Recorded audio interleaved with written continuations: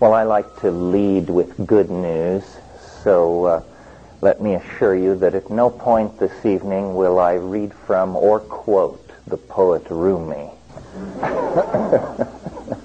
It's a pleasure to be in Sacramento. It's a pleasure to be in California. I lived here for about 30 years before moving out about 8 months ago. Lived over in Occidental, so I sort of feel like this is a hometown congregation.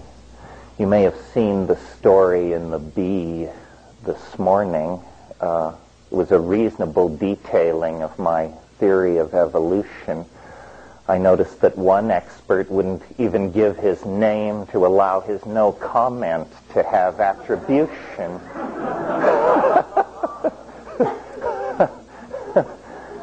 Gentlemen, this is no way to behave in the face of an ideological revolution. Anyway, and plus, it isn't even my weirdest idea. But that was left unmentioned, thankfully, in the article. But since the article dealt so specifically with evolution, and because that probably is my best candidate for entree into any kind of respectability, something I crave intensely in every atom of my body, I thought I would discuss it with you this evening and try and make it seem a little less absurd than my critics might make it seem. First of all, let me lay out for you the nature of the problem. Evolutionary theory tells us that we are some kind of advanced animal of some sort, and science has waged a noble struggle over the past 150 years to secure this position against all attacks by orthodox religious thinking. And yet, there is, after it's all said and done, the sense that if we are an animal, we are a very, very peculiar sort of animal indeed, a unique animal, an animal capable of language and coordinated planning, an animal not bound to a particular social or sexual style. We have monogamous human societies, polygamous societies. This is very different from animals. We have poetry, we have mathematics, we have drama, a whole spectrum of effects that is far from anything that we find in animal organization. And this problem has fascinated me for a long, long time, as it's fascinated a lot of people, because obviously it's a great embarrassment to the theory of evolution that it can't account for human consciousness, because, after all, human consciousness produced the theory of evolution. So you see, it's a significant failure there. Obviously, if you accept the basic rules of the evolutionary game, which are that there is random mutation, which means gene drift, mixing of genes through sexual reproduction, cosmic rays which cause birth defects and mutations, this sort of thing, and natural selection. And these two factors, natural selection and mutation, are sufficient to account for praying mantises, chipmunks, tropical rainforests, but not us. And the reason is that we emerge too quickly from the background of the rest of ordinary nature. In the space of about 2 billion years, the human brain doubled in size. And Lumholtz, who is an orthodox evolutionary biologist, calls this the most dramatic transformation of a major organ of a higher animal in the entire history of life. And it happened to us.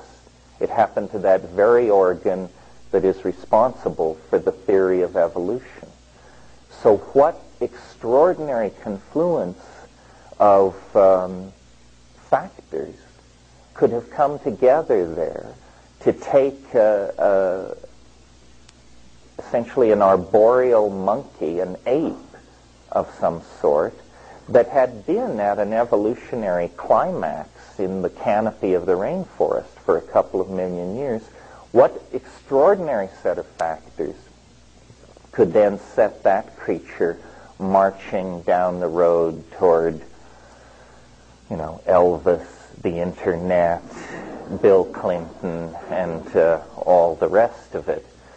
Well, you would imagine, or I imagined when I first started thinking about this, that there must be some huge edifice of established theory that we have to go up in there and blow up. Surely somebody has staked out this ground and made some kind of an argument about human consciousness.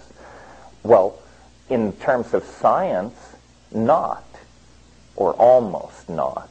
I mean, in terms of religion, it's simple. I mean, God made us from the clay of the earth. In terms of science, the best shot is pretty weak soup from my point of view. Here's what science is telling us. That when you throw something, you have to plan. Because once you let go of whatever it is you're throwing, you can no longer control it.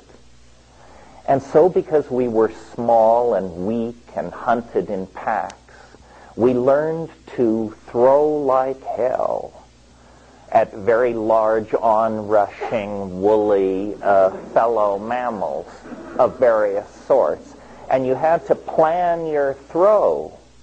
Consequently, we developed brain capacity to do this and had enough left over to invent quantum physics, paint the Mona Lisa, invent the phonetic alphabet, philosophy, religion, and all the rest of it. In other words, it was the coordination of the hand and the eye to the throwing arm, this is what the Orthodox folks tell us, that gave us this extra brain capacity that we sort of then managed into human civilization. Well, notice that this would make the pinnacle of the evolutionary ladder the gum-chewing big league baseball pitcher. Because, he can put that pill right across the plate at high speed time after time. As somebody who learned everything they know about sadomasochism in PE class, I'm not really ready to embrace this theory. It definitely runs against my paradigm. So I've built another story, and it, to my mind, meets the objections, answers the question, where did consciousness come from? But instead of doing it very nicely and neatly, it raises, in the very act of answering this question, other questions, maybe more closer to home, questions that reflect on our social organization, our politics, how we treat each other in the here and now, even with implications for the future. But we'll get to that. For the moment, let me just run through this for you. There's a sort of a basic situation that all theories of evolution have to come to terms with. And this is that our remote proto-hominid, primate, ape ancestors developed in Africa. If you have a non-African theory of human origin, and there are such things, but the evidence is strongly against you. If it were stock, I'd sell. The evidence is pretty strong that whatever happened that brought us out of the animal body. It happened in Africa.